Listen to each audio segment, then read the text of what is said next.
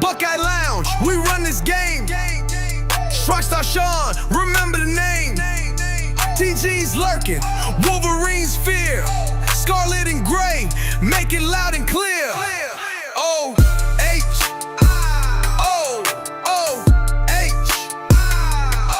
TG and Sean, bringing that smoke. They stand in the paint, that ain't no joke. Tune in, turn up, let the show begin. The Buckeye Lounge, straight fire within.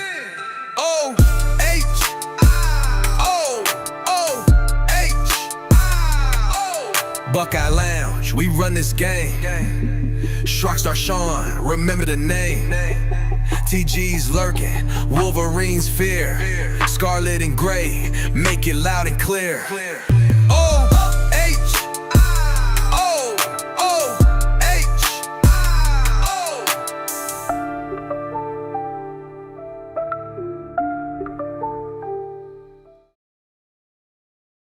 Ladies and gentlemen, boys and girls, Buckeye fans of all ages, the Ohio podcast brings to you the Buckeye Lounge.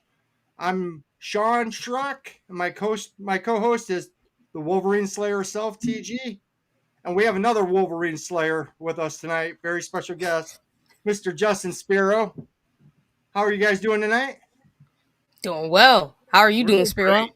Doing great. Appreciate you having me. And I don't know if I'm a Wolverine Slayer. I just, I slay liars. And there happens to be a lot of overlap there with those categories. So if I am a Wolverine Slayer, maybe they should, stop cheating and lying and they won't have any problems. Factual.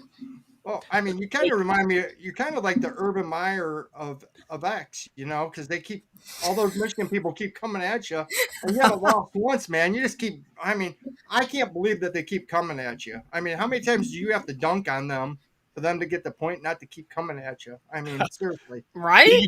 You couldn't pay me a better compliment. I'm a huge Urban fan. I don't know if you've picked that up at any point in my coverage. It precedes all this stuff. And he has like the 7-0 mug. I don't know what my record is. It's a 0 on the second number, that's for sure. But I got to get a mug for them. I mean, that's the thing is I don't say anything unless I know I'm right, in terms of my reporting. So, and that's what I try to tell people. You can come after me for an opinion about, is this quarterback going to ever win, a Super Bowl or national title or whatever? That's fine, and that's sports discourse.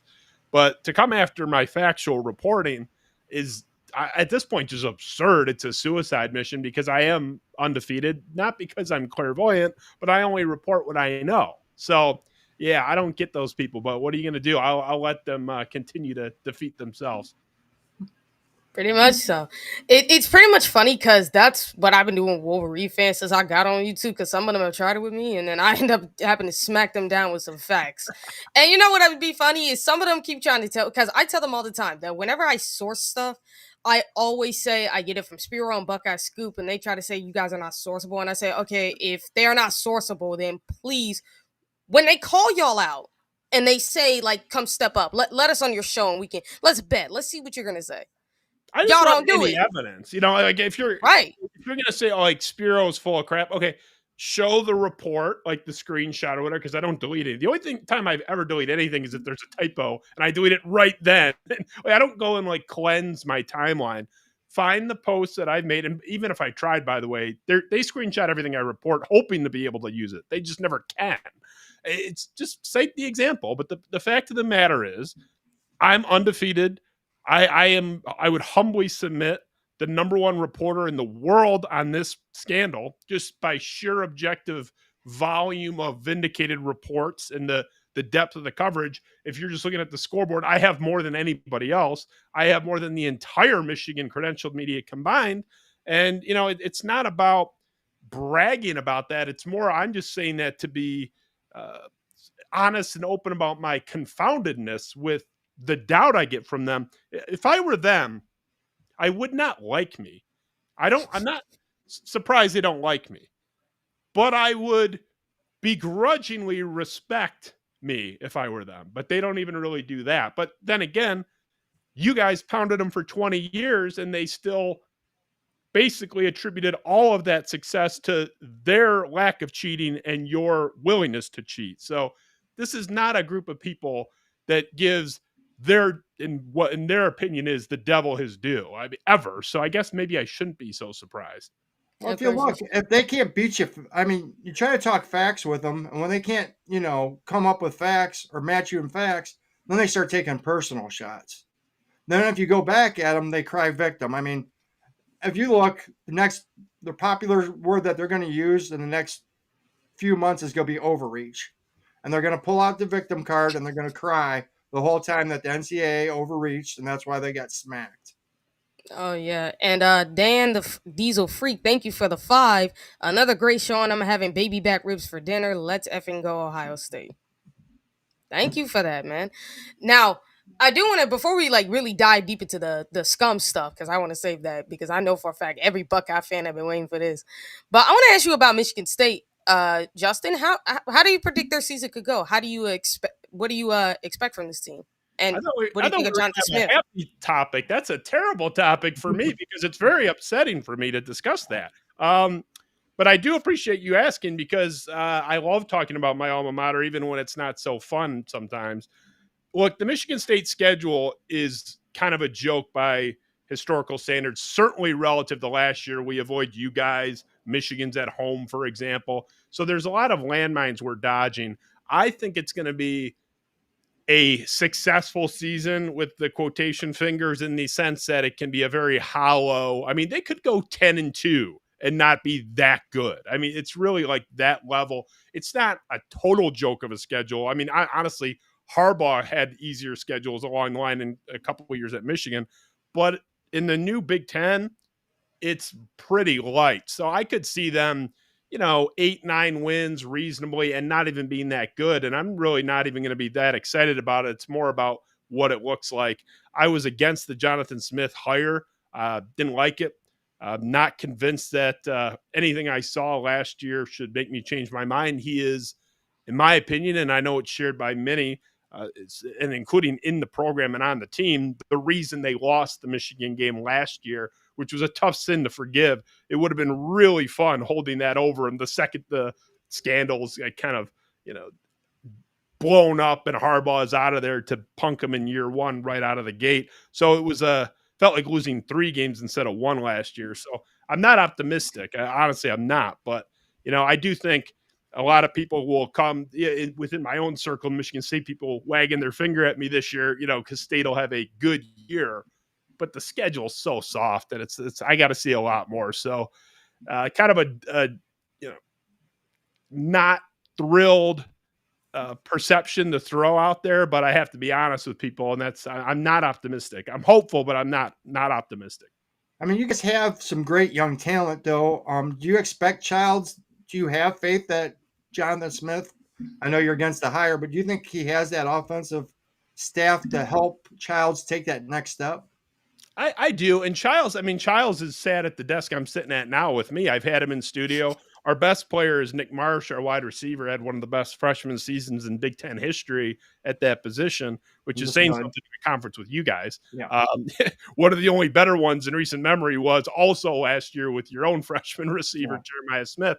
I do. I'm pretty bullish on the quarterback situation overall. I really like Childs. Childs is one of the 5 or 6 most purely talented quarterbacks in all of the country. I'm a cynic, and I'm saying that. Some people think I'm crazy. I'm really high on him, and he is a great kid, really good work ethic, great family. Like his mom was at my house. It's like just a wonderful, wonderful kid, and the skills are there. So when you combine the skill set with, the drive and the focus that he has, that's a reason why I would buy stock in the kid. He's his own worst enemy. It was just kind of dumb turnovers. But at the same time, you got to remember, though he was not a freshman, he was a freshman age. He was 18 years old when the season started, turned 19 mid-season. This is not a 20, 21-year-old. I mean, very raw. Sure. And young, even for a young guy, in terms of the college perspective. So, and let's face it, really, really bad offensive line play. I'm telling you guys, really, really bad. So that's another factor you throw in. How much am I going to kill this kid? So I like him a lot. Like, my pessimism is not really surrounding him. And obviously you could argue the quarterback in this sport, it's the most important position in any sport. So that's a reason to be optimistic. He's as talented as they come at that position, pretty close anyway. Well, I mean, they moved the ball on us last year. I mean, he did flash a lot, and I tried to remind people. I said, "Hey," I even tried warning Michigan fans this about Underwood. I said, "There's going to be times that the kid flashes and shows you the great stuff that you like, but he's also going to do stupid stuff and throw into double coverages because he's a freshman." I mean, we saw the same thing with Braxton Miller when we had Braxton Miller. He would wow you, but then he would do a freshman thing. I mean, it's not the kid's fault he's that age and he hasn't had the experience, but you need to get that experience, and I think Childs will take that next step for you guys. Yeah, he's an incredible talent for sure. And like I said, the work ethic is there. I don't know. I mean, talking about Bryce Underwood, you're not going to get a reasonable take from those people. No. Those people will, with a straight face, like not trolling, say that JJ McCarthy is the best college quarterback ever. So you're not getting a lot of nuance and measured takes coming from that base. Let's face it. That's just the unfortunate part of it. And on top of that, Justin, I do want to get your thoughts as well on the college football landscape, how much it's changed, and I want your thoughts on it, especially with the college football playoffs could potentially be going to 16 teams. What are your thoughts of their whole setup with that? I see. I'm going to sound like a get off my lawn guy. I kind of liked it at 4, but I was cool with 8, and then it's 12, now 16. I don't like it personally, but it's one of those hills where I'm not going to die on it. I've already lost that debate, for a couple of years now in terms of where things are going. I don't love a lot of the aspects of NIL. The fact that people are shocked that there were issues, without some levels of guardrails is surprising to me. I did a show actually with a former University of Michigan student athlete, Ant Wright. It was, I think 2017 when this NIL stuff was just kind of starting to pick up steam in terms of discussions. And he was, as a former student athlete, against it. And so was I, at least without a lot of, stipulations and guardrails around it. And it's fascinating. I actually went back to that conversation. I was just curious what I got right, what I got wrong. And we were pretty much dead on. I'm shocked that people have been confused by the problems that it has caused. I'm not like a hardline never pay players ever. I just don't like this total free for all. And honestly, my bigger issue is with recruiting and the transfer portal having, same problem, no guardrails, like guys leaving in the middle of, bowl season or the playoff season as it is now. I don't like it, but at the same time, I already lost that debate. So I'm kind of just resigned to my fate there. Okay. What's super funny is Chris literally just said he wouldn't be surprised if a 64 team playoff bracket comes. It's completely rendered the other bowl games meaningless, which is, you can even argue who cares. That's not a big deal. I guess it's in the eye of the beholder, but why play them then? Like, why have those games at all? You're kind of at this point where it was 4, you could, like, we went to the Peach Bowl with Mel Tucker after the 2021 season. Obviously we didn't make the playoff. That's because you guys blew our doors off in Columbus that year. Had we won that game, we would have been in the playoff. But that was still a nice win. New Year's Six Bowl. It was cool. It was fun. We were proud of it. It was fun. And I think a lot of other bases too celebrate those types of wins. That for you guys is like a really bad year if you win a New Year's Six Bowl game. But for most people and programs, that's like pretty good. Now it's like, if you're not in the playoff, don't waste my time. And I don't like that, but that's where it is. And like I said, I long ago lost that. So these are the problems that you guys frankly don't have to worry about, because you were making the playoffs regularly no matter how many teams there were. And now, you're even more immune to ever missing them, it feels like. Is Ohio State ever going to miss the playoff? Like, ever? If it goes to 16, in 20 years, let's say it stays at 16, I'll ask you guys, 20 years of the CFP going forward, how many times, assuming it stayed at 16, is Ohio State going to miss it? Over, under 1.5? I'm going under. I am too. Unless there's a major injury. I mean, even with that, I still say under. You guys won a national championship with your third string quarterback. What are you talking Yeah, about? but you know, And we had a beat up offensive line, but the good thing is we had depth. Ryan Day took a mash unit with like 9 of his best 12 players hurt against Pete, Georgia, and really should have beaten them. They lost by 1 point. So it's like, you guys are too good. It doesn't really even matter. I mean, I wish I had your guys' problems where it's like my coach wins 12 games every year or more, but he doesn't win, this game or that game that I don't like. And we know the Michigan one, although Michigan cheated their balls off in 3 of those 4. And in the 23 thing, Stallings is already fired. I don't know. I'll let you decide whether I talk about that aspect or not. It's total BS. Go for it. Go for it. Let's do it. It makes no sense that Connor Stalions was, resigned, but like forced to resign. It was like 2 days before the Michigan State game where they destroyed us 49-0, and they did not need his help in that one. That's for sure. The idea that anything from that point forward is as clean as pure as the driven snow makes absolutely no sense. For one, there's the argument that a lot of I see Buckeyes in particular use, you're telling me they burned his notes or whatever. Sure, like I'm not saying that's invalid, but it's not even close to the best argument.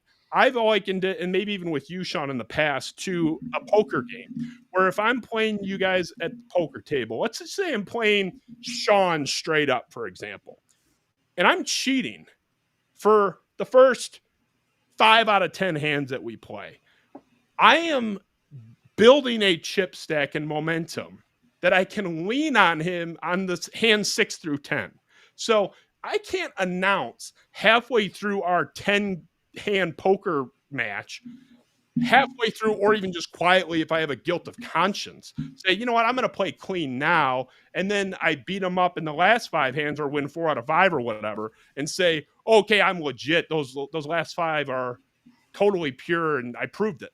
No, that's crap, because I built a chip stack of momentum that I can use to pressure and lean on him in the last 5 hands. I built that advantage. The way that matters in this example is, and there's 100 ways, but the biggest way is they were cheating openly and admittedly. Now they don't even deny it now. It says, after the cheating, we vindicated it, whatever. They were cheating and have admitted it for 2 years prior, 2 years plus prior. What happened? They won multiple Big Ten championships before anyone was fired, before anyone found out anything about this. And they fundraised off the backs of this openly. Blake Corum was on the cover of the Sports Illustrated Money issue talking about the Champion Circle NIL initiative, their official NIL collective, bragging about this, which was not illegal, by the way. But they fundraised after coming up short in 2022 again, after the TCU loss. They said it's the one more those who stay fund or whatever. It was under the Champion Circle. It was like an initiative under the umbrella of the collective. And the whole premise of it was, we finally won the Big Ten twice. We finally beat Ohio State twice at that point. If you guys donate, we're going to retain this core and then go finish the job and win the national title in 23. This is something they openly said, bragged about. We're thrilled when it worked. I mean, this is not me saying it. This is me quoting them. So do they have the millions of dollars to retain the core in 2023?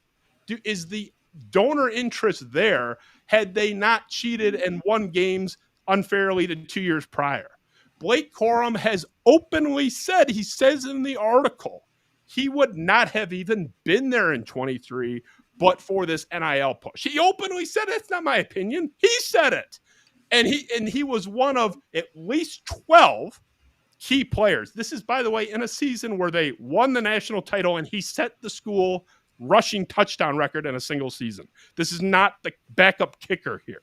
So how can I argue that I am cheating to win games over here and then fundraising using these tainted games as the carrot to induce money to retain players for this season over here, and then say this season is clear because a third of the way through this one, I fired the guy that caused it.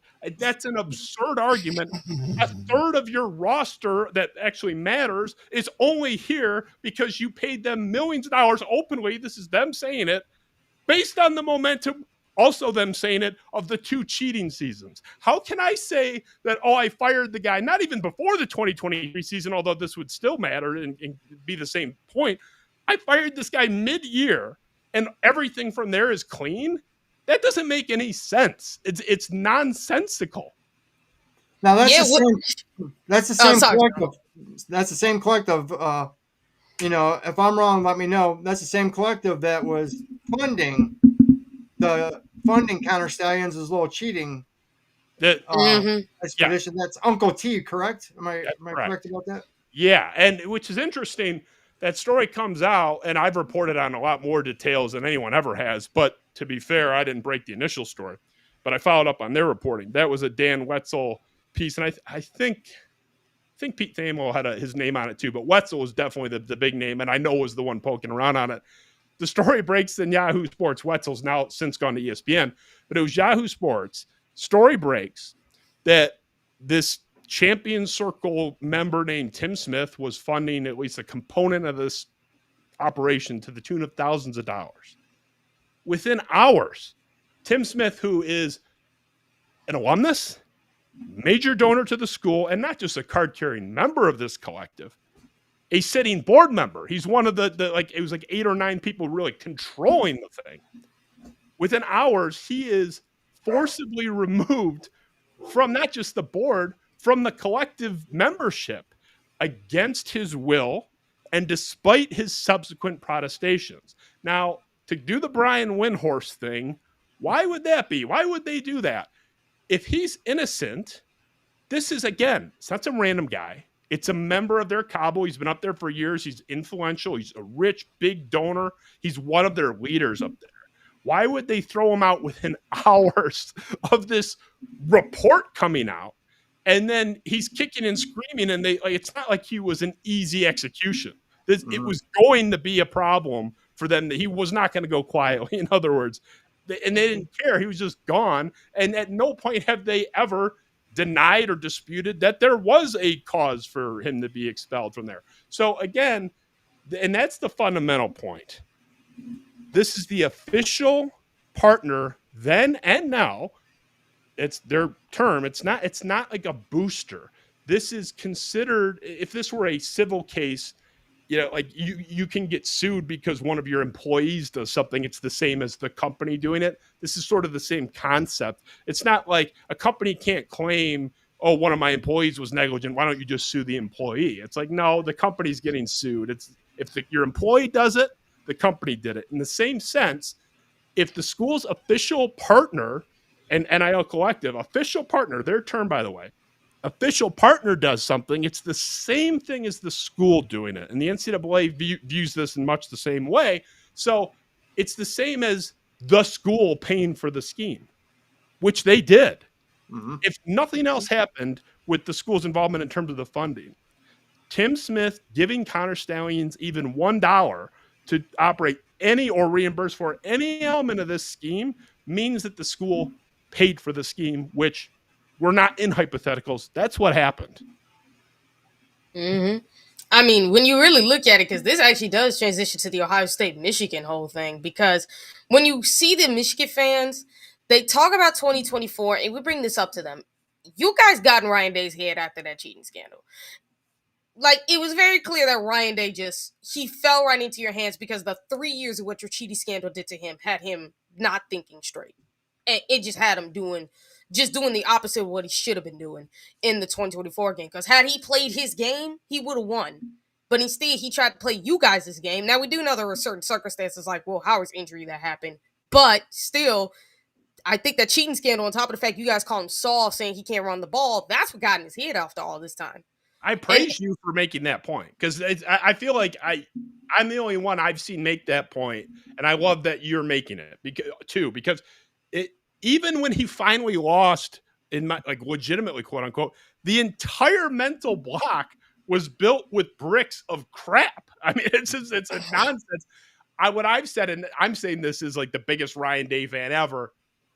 You still got to win that game, but it is kind of an like to me that loss does count, whereas the other three mean nothing to me. Like just as an objective view, well, not objective, but if I'm trying to be objective, to me that loss does count. He's got to win, but I do agree with you that he lost because of the mental block. And why does the mental block exist? Well, because of the cheating, which is why these things have to be punished so harshly, because they are so incalculable. We can't even get into all the money lost and the lives changed and the fact that family members are getting death threats, or in this case, being framed for not even crimes, framed for what? Whistleblowing, actual improper behavior. That was the funniest thing about the whole thing with their whole Ryan Day's brother stuff. It's like, even if it was a joke, even if it's true, it's so absurd to begin with. And he's been absolved objectively and cleared, which is crazy that he would even need to be. But let's indulge them and say these accusations were fair and accurate. What are you complaining about? Your biggest defense in this whole thing is calling him a tattletale? If you were cheating, yeah, I'm pretty sure Ohio State has very good reasons to have a vested, non-petty interest. It is not like a petty, whiny, crybaby motivation. If your biggest rival, who has stopped you at the doorstep of greater success in 3 consecutive years, is cheating, and maybe we can get to the bottom of this. It's not like it's so absurd that not only is it BS, even if it were true, it's absurd. That's how crazy these people are. Of course, and as pretty much as Ryan Day's beer pointed out, Championship Beer pointed out, Zach Smith and Menace, they started that joke because they knew Michigan fans would bite for it. They were like, "Oh, wait till they find out his brother worked for the FBI," and then they went and rolled with that. I'm like, you people are legit the stupidest human beings on planet Earth that you fell for that. You're dumb. You did exactly what they said. Joke to begin with. Yeah, that's true. So it's like it's one of those things with Michigan, and then it's like with 23. If I remember correctly, it was either you or Nevada who said that even though that like Connor Stallions actually gave his sheets and like information of teams in 2023, like sign signals and of the opposing teams they were going up against, to a player and told to take it to his house and that he come back and get it later. And that's why I'm like, well, how much cheating were they doing even with him not there? Because that made me question, like, wait a minute, if you're telling me you gave it to a player in 23, you're telling me the players were in on it, which Judge McCarthy pretty much confirmed it when he opened his mouth in the interview, which is something he shouldn't have done. And then you're basically telling me this. So like, how much more cheating were y'all doing at that point? Well, and that was Nevada. It wasn't me, but he's right. I mean, and it's a good point too. I've always maintained two things. One, that's not even the best argument. We already talked about why to me, but it's valid. It's just not, it would be my second or third point. It wouldn't be my first one. The whole momentum that they had, and it goes more than just the fundraising and NIL. It's, it's just the general vibes in the building are better having won. And like, it was set up.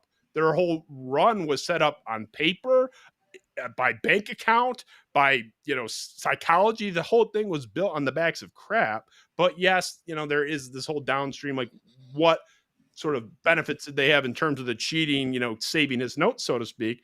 But also, at what point do they not get any benefit of the doubt? Because any sort of like conspiracy theory, like how much were, like you said, how much were they still cheating, or how much did they keep stuff, or what was still going on? Even if you're being paranoid, who can with a straight face say, oh no, that would never happen? This is the most sanctioned program in the history of college or pro sports, regardless of sport, regardless of men's, women's, anything.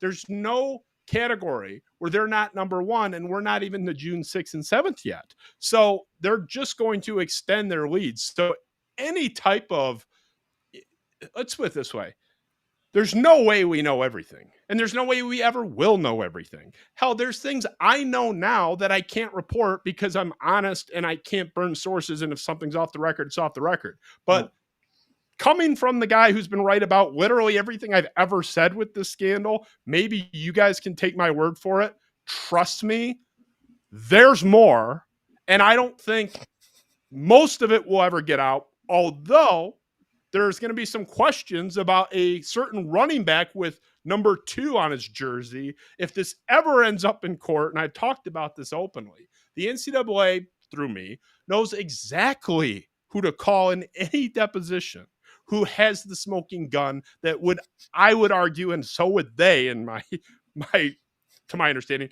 was ineligible. And he is, if this stuff is true, which it is, he would be almost certainly ineligible by their rules, which is an automatic kill shot to everything. There's no discussion. If a player is ineligible, it's automatic. There's no discussion. Like, the discussion is, was he ineligible or not? If you say yes, there is no discussion about vacated wins. It's automatic. That's always been the case, and that'll continue to be the case and would be the case here. So, any type of like conspiracy theories or how much do they really know, I think we can be forgiven for being a little skeptical because it is the most sanctioned program ever. And I'm telling you, even with that, we don't even know everything. And even things that I do know, you guys don't, and the public doesn't, and the NCAA doesn't even know. So they are as corrupt as they come, and it doesn't get any worse. They're historically the worst by objective measure.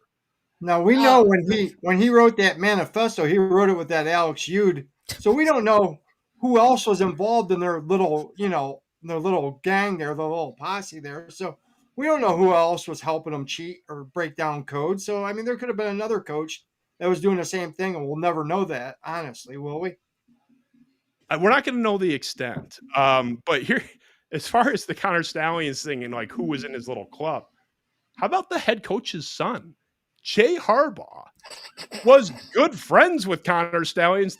There's quotes to this effect where he's describing Jay Harbaugh as a good friend of his. There are Venmo transactions between them. Now, you could argue, and there's no note on it, doesn't mean that Jay Harbaugh was funding any of this, but even if it's a reimbursement for the lunch they had together at Chipotle, it still betrays any notion that he's in the building and they don't even know who this guy is. They forget his name. We have on the record Connor Stallions saying they're good friends. We have financial documentation of transactions of some nature. Like I said, even if it's just a friendly reimbursement for pizza or whatever, it still should. I don't know. I own a big business with a lot of employees. I don't have like Venmo transactions going back and forth with the housekeeper we just hired that I haven't even met yet or barely know. You know what?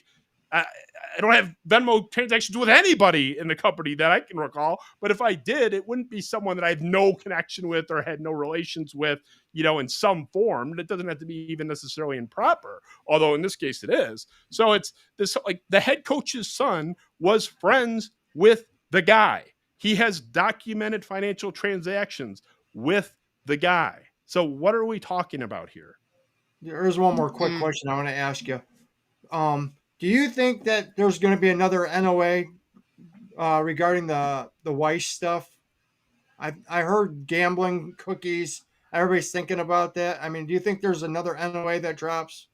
I don't, but it's not because I've been told there isn't. What I have been told, and this is, I think, the only thing Nevada and I really, maybe one of two things we disagree on. He's convinced Harbaugh knew everything that was going on. I'm not. The second thing would be this Weiss thing. Look, I broke the Weiss story many, many months before anybody, and a year and a half before any details came out. I had all those details, and that's documented. So I'm as familiar as anyone in this space with the Weiss stuff. There is zero NCAA involvement in that. Now, but what I have said is the books are open on him. So that does not mean that they couldn't find something and alert the NCAA or a victim school. I mean, that's what happened with Tattoo-Gate.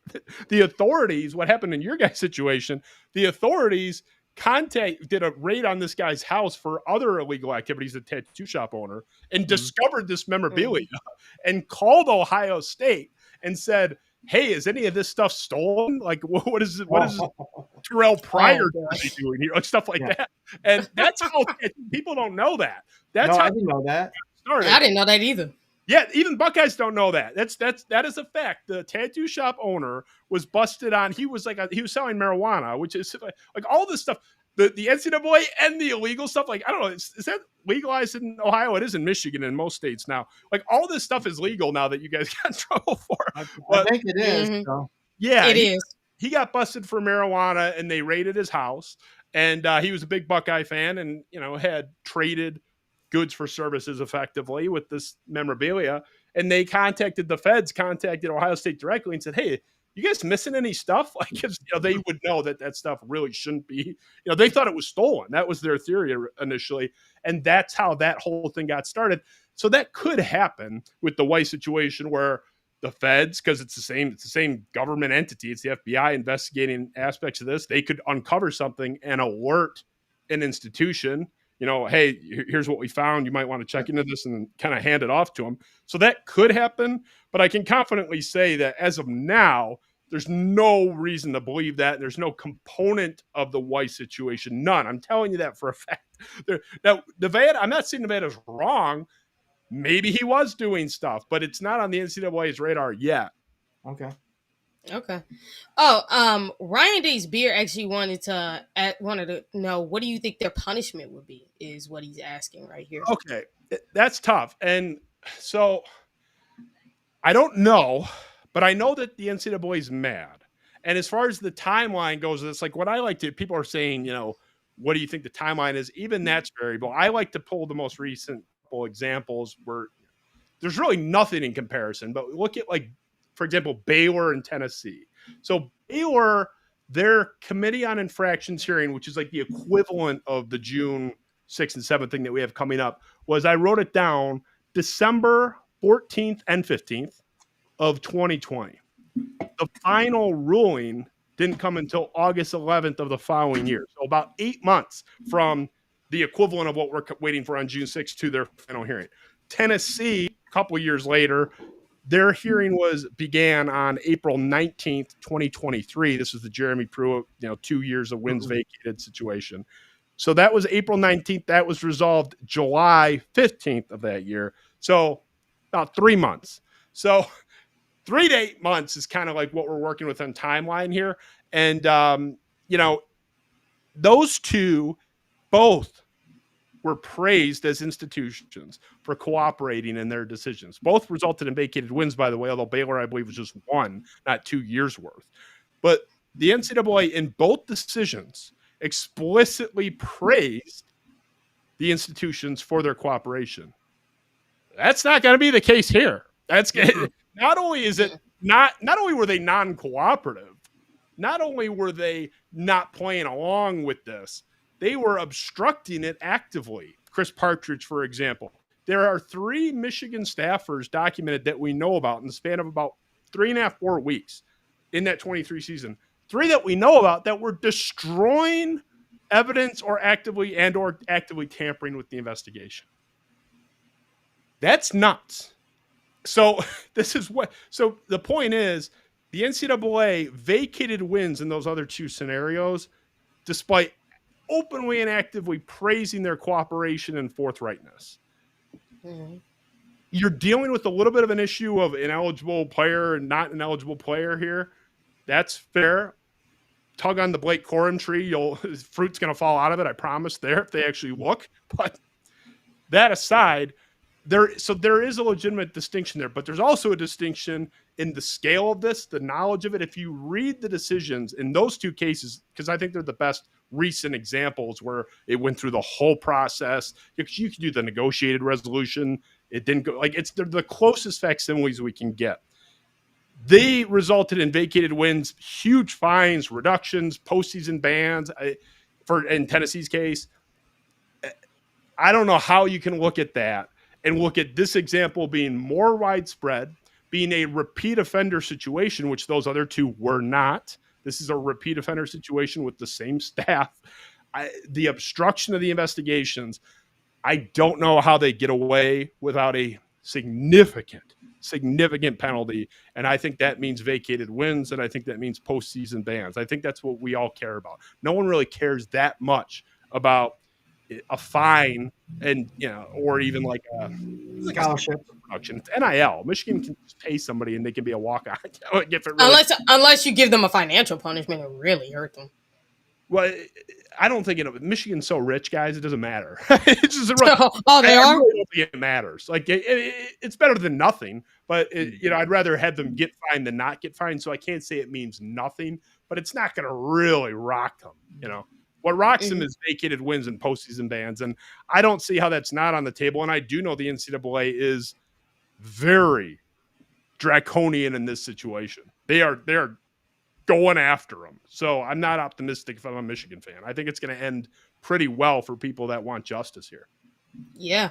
Oh, Tyler asked if with this cheating scandal has your hatred for Michigan grown just like it has for us Ohio State fans? And then Chris also wanted to ask, does the portal with with Sharon Moore losing his job, the NCAA moves quicker.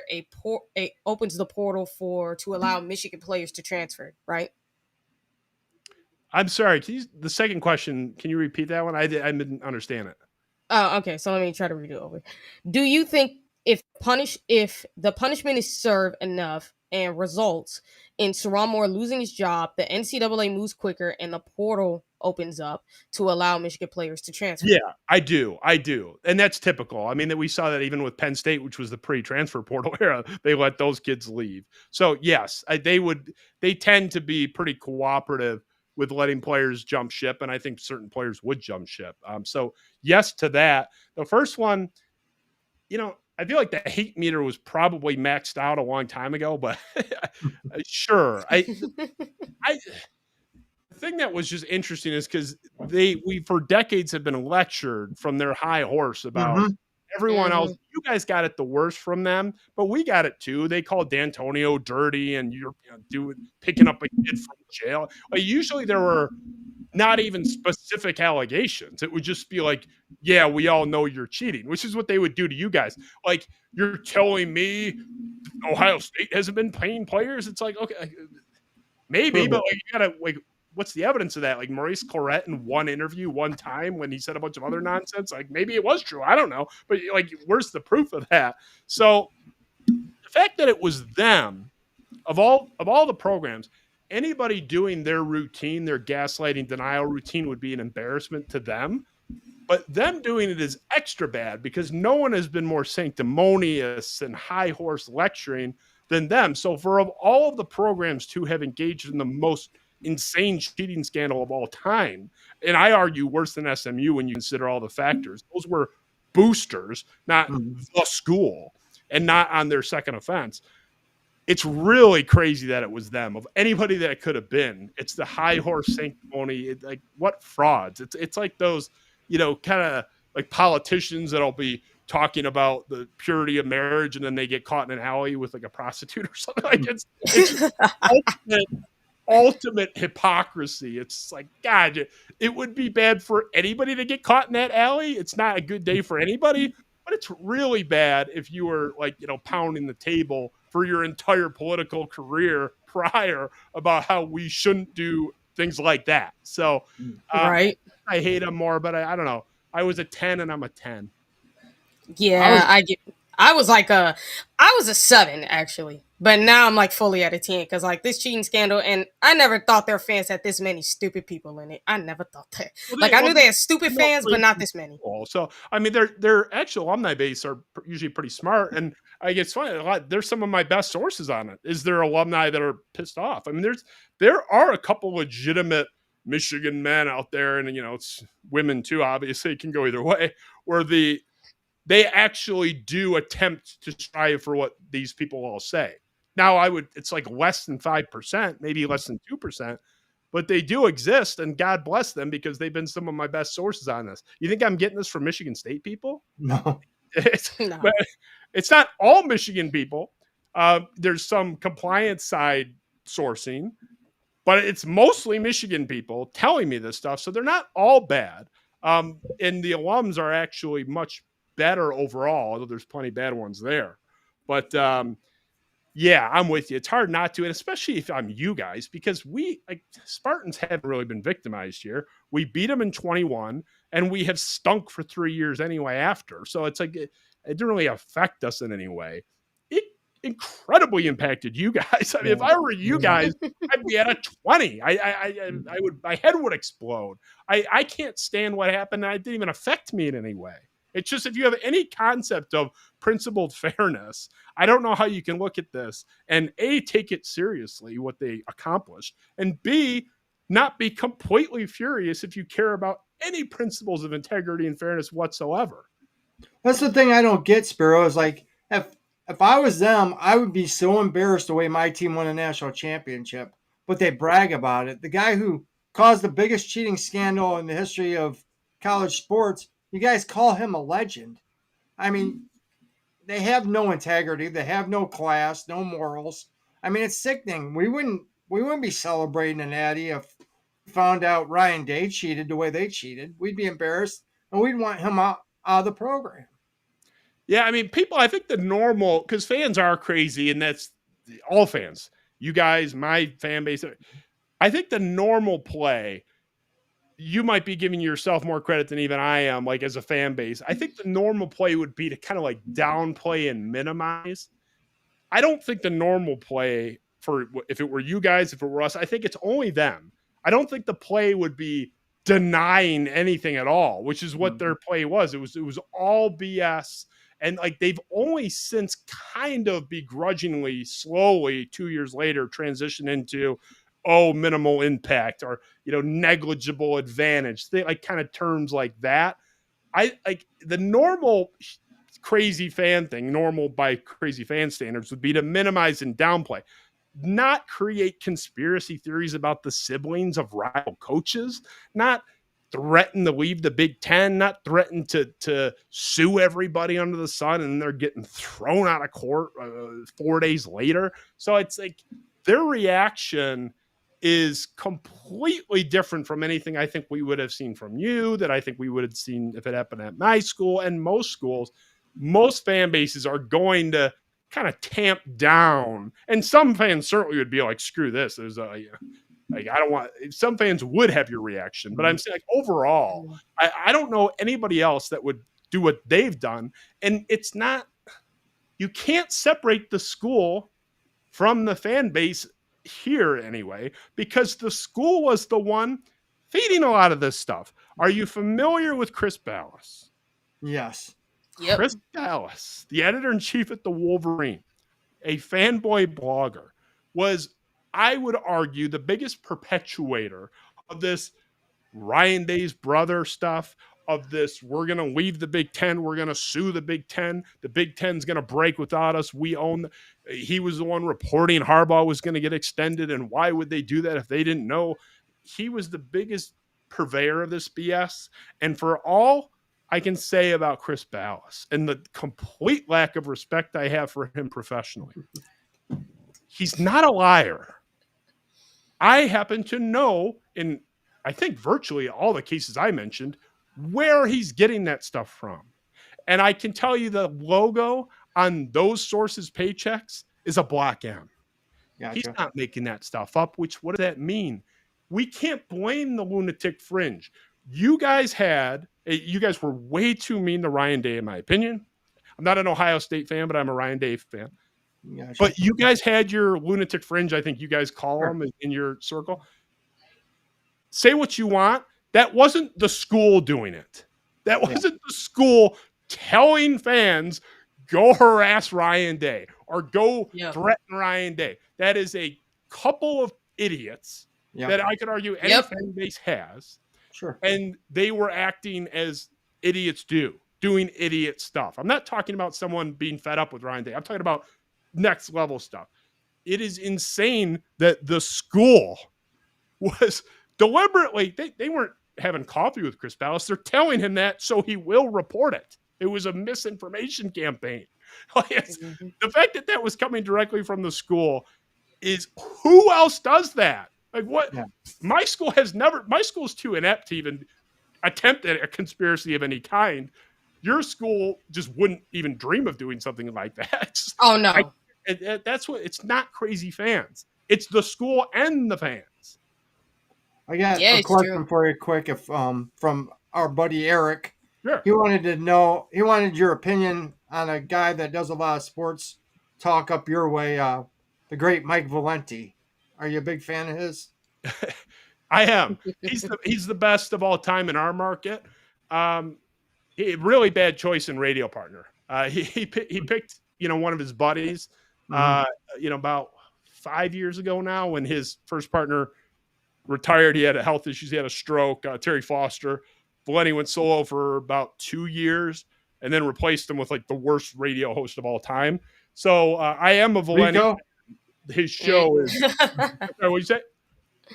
I said Rico, his How partner. do you know? Are you I like him. I like him. I love his show. Oh, he's great. He's great. I think he's awesome. But you know, so it's always people are like, "Oh, do you like Valenti?" I'm like, he's A+. He's the best we've ever had, and the problem Michigan State alum, and you know, so like I love him. Do I watch his show all the time or listen to it? Not anymore because I can't stand his co-host. But he's the best though. He's great. I mean, he just picked a bad partner. He wanted to hang out with his buddy every day, which you know, in a way I respect, and he's earned that right, being the number one guy in this market. About 14 years at the point he made that call. So, you know, I love his work. He's great. So yeah, it's just, I wish he picked a different host or was solo still.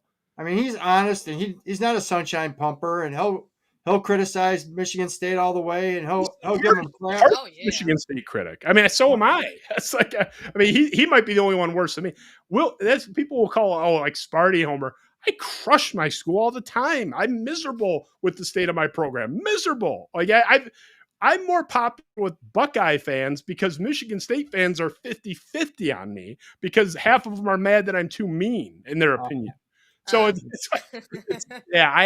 when people call me out or him out for being like in the bag for MSU, it's like I've been uninvited from school events for criticizing the school multiple times at this point. So which I don't know why you should be criticizing them. We're a joke. Have we gotten made fun of for the video game cover thing yet? That Michigan has like 2 guys on there and we have 0, and there's like a referee made the cover and we didn't make it. Denard Robinson looks like the Pillsbury Doughboy on there. I don't know. Oh, he do. No, he looked like the darker version of the Pillsbury Doughboy. Like that dude. That like let's be realistic. That dude is fat AF, and it's like it makes me wonder how this guy become a football player and what the heck happened to his body? Because what dude looks like this? He was like one of the original. The original was Tate Fortier, but he was one of the original September Heismans where he was so dominant against like the crappy part of their schedule. 6-7 games in, he would be rolling, and then we would just destroy him, and then you guys would go on and destroy him like 2 weeks after that. He would just crumple like mid-year. He was like the biggest example of that, like, you know, for them there were, like he's shoelace and Heisman hype, and he was, I think, the literal Heisman favorite in 2011 when they went into our game against, that was the Kirk Cousins team, his senior year for Michigan State. And they were favored. I mean, we were underdogs. They were expected to win. I think they were 6-0 or 5-0 or whatever. And he didn't do anything. So he totally dominated. I got a kick out of it on Twitter when the one guy came at you about the NOA that Michigan State received, and you're like, I'm the one that broke the story. I'm not trying to hide anything, and they were trying to come at you. Yeah, I broke the story. Can you be less of a cover-up artist than being the person to report it first? I was like, like the tweet's out there. No one has to take my word for anything. Like when I kind of like flex my reporting, it's not based on anything that there's not a link to, like, or a screenshot of that you can go look yourself. Like if you think it was Photoshopped, like go listen to the shows like that are time stamped on YouTube. It's like I have a great work ethic or something. I wouldn't call somebody out without being like pretty sure I'm right. I wouldn't call someone out as a liar. I would want to be like, huh. And I've actually called out, like, there's like an account of Michigan fans like Jacob Tilley or something. He's constantly reporting stuff. And it took me I'm like, this guy doesn't seem credible. I've never heard of him. I wonder if he's ever done this, sort of fake reporting before. So I didn't call him out immediately because I didn't like what he was saying or I thought it didn't sound right or ring true. I took the time, which is not very much, by the way. I took 20 seconds to look up his name, times he's mentioned the word report, breaking, sources say, all that stuff, and stuff popped up. And I'm like, wow. Here's 6 things that he said in the past 2 years, and he's 0 for 6. Now I can take the next step and make fun of him. Like that's it 20 seconds. 20 seconds to just not look like a jackass, but they don't take those 20 seconds. So I couldn't have less respect for that fan base at large, with some exceptions. I mean, let's be real. That's just who their fan base has been for the longest. And what's funny is like you even have people outside of the Big Ten who are now coming around to that. Because if you have you ever heard of Kangaroo Black? Who?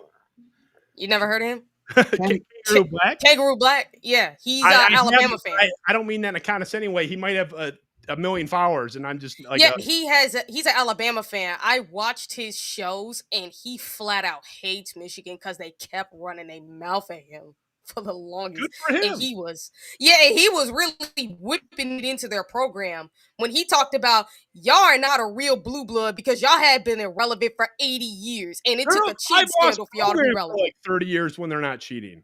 I mean, they're at like a 7.6 win program, or something like that. I posted the stat a while ago. It's like if you take out the cheating window, and like the more the merrier. But this whole argument, I'll finish here, and then I have to run. The whole argument of only Buckeye and Spartan fans care is absurd. Of course, those two fan bases care the most. They're your two biggest rivals. Me as a Spartan, us Spartans have to live amongst you crazy maniacs. So we're like, we can't get away from you guys even off the computer. So of course we care in the top two. And the Buckeyes are arguably, certainly in football, your number one rival. And we're the biggest victims of your scandal by far. So like breaking news, the two biggest rivals, including by far the biggest victim, care the most about the transgressions. It's the same thing. Like I also went to UNC. I have a diploma, my MBA from UNC. Duke fans cared a lot more about our scandal at UNC than anybody else. And I didn't think it was weird because they're our biggest rival. What a shock that the biggest rival is 10 times louder than anybody else. Like it's not, and in this case, there happens to be two rivals. So that's not an argument. That's like, it's not a defense of anything. It's like, of course they care the most. So they're the worst. They don't have any arguments that are not disingenuous or just flat out objectively debunked by the course of time. They didn't care about due process. They never did. I called that out in real time. That whole thing was about kicking this down the road. They don't care about due process at all. In fact, now they're complaining about the due process taking too long. So they went from a rush to judgment defense, due process, we got to get this whole thing fleshed out. There's got to be hearings and investigations. Now they're creating and sharing usually uncropped, low-resolution memes, making fun of the glacial pace of the investigation that they said needed to be long enough to be fair. So there's not a single argument that they have ever made that makes sense, that is genuine, or is not objectively debunked through the course of time. They're the worst, and I can't wait for them to get clobbered. I don't know the exact parameters of the hammer, as people describe it, but I know it's a hammer, and it's not going to be good for them. There's no slap on the wrist here, so that's got to stop. That's not going to be the case.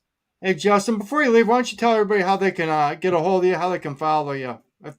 You can find me on X, Darko State News, YouTube, Spiro Avenue, all over the place. If you're looking to meet me in person, I'm the guy like in Ryan Day's backyards in the bushes, hoping to meet him. So that's if you're looking to meet me, that's where I'm at. I'm the guy. Everyone else was trying to kill him. I was in there trying to like shake his hand. I'm a big Ryan Day fan, but so yeah, you can find me anywhere, and I'm loud, so I'm pretty easy to find usually. Hey, we appreciate you for coming on, and again, I appreciate you. You've been nothing but awesome to me. I mean, I've been talking to you for about 4 months now, messaging on X. Been nothing but great, and you had my back on X when the Michigan people were coming at me, so I appreciate you for that, my friend. Happy to do it, and happy to appear anytime, and thank you. It was nice to hang out with TG for the first time too here. Man, it was amazing hanging out with you. I've always wanted to do this because I watch your shows all the time, man. You are one of the most intelligent men I've ever met in my life. Oh, thank you. That's very kind. Thank you so much. I appreciate that. So please come back anytime, man. You're welcome back anytime. Maybe before the season starts, we can get you back. And by then, maybe this whole thing will be over with and we'll find out the punishment for scum. And we'll talk about the upcoming season. Sounds like a plan. I'll be here. All right, Justin. Thanks again, brother. Thanks, man. Thanks for having me. I appreciate you guys. All right. Have a good night, buddy. Yeah, Have a good night. See ya. Bye-bye.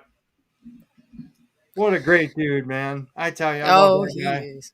I love him too. I'm glad I got to be on the show with him. And I saw B Moses in chat, and I know for a fact when he said that I have the same level of hatred, the same type of energy of the hatred for scum like he does. I'm like, yeah, dude, especially even more now than ever because of this BS and how these idiots just keep being stupid. It's just I just love making fun of them at this point. And I love watching Buckeye Scoop, especially the Sunday show, Kirk, Nevada. I do check out Devin and Mello show, and Mello's still my boy, so you know. Always check out And Mello was in here too, man. Let me make sure I shout you out for that. Mello and B Moses. We saw everybody that was in tonight. Troy, our boy Eric Boggs, and Chris Wild's in here. Steely's always in here having our backs. Saw Lee in here. Vader, great Vader. Lacey. I mean, everybody that comes in and checks us out always supports us. We love you guys. Ryan Day's Championship Beard, of course. Thank you, Ryan. Troy V, great guy. All of you, yeah, and dude, let's be real.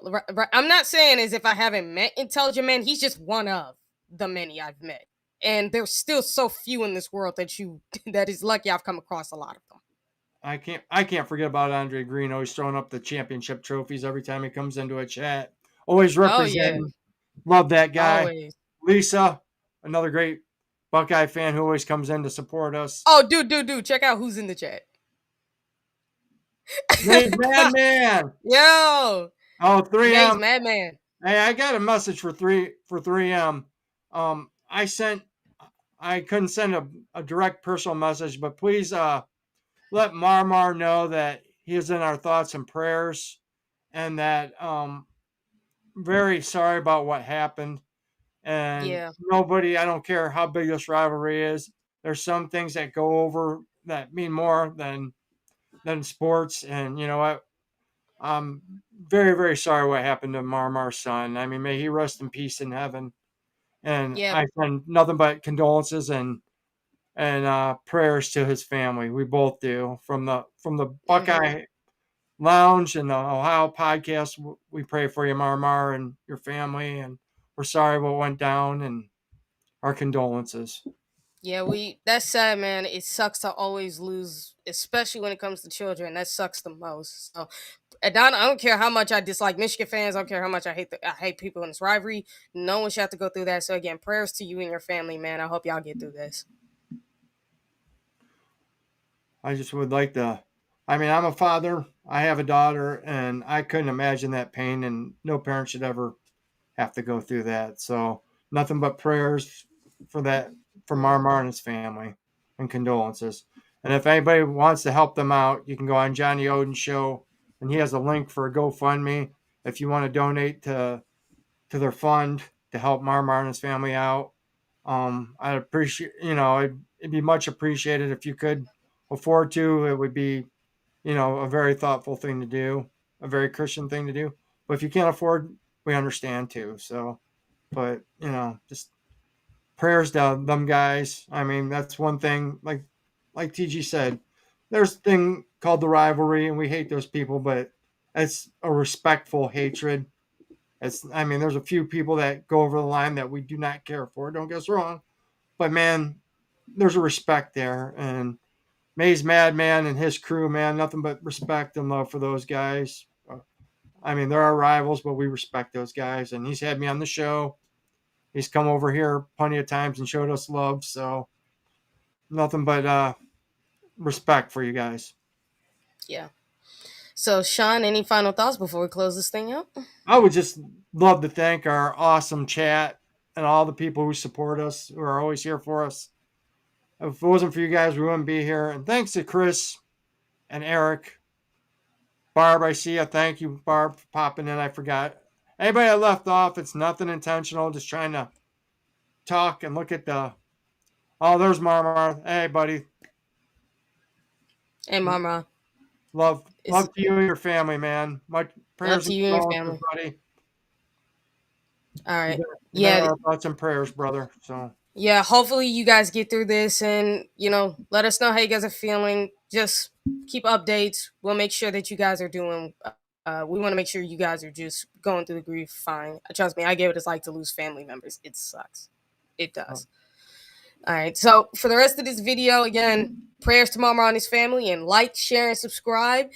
Turn on those notifications so you never miss an episode. Make sure you go out and tell your family, your friends, and everyone about the OHL podcast, about the Buckeye Lounge, with Chris on his Monday call-in show. We got Eric's call-in show coming up this Thursday. Don't miss the roundtable. And also make sure you guys follow Buckeye Scoop. Watch their content. It's freaking entertaining. And go check out Alex's content with the Buckeye Bros when they come back on. Just make sure you guys get out there. Yeah. Great dude. Lacey. So, guys, Lacey. everybody out there, hey, man, take care of each other until we meet again. What do we say, TG? OH. IO. Peace Go out. Buck. Go Buck.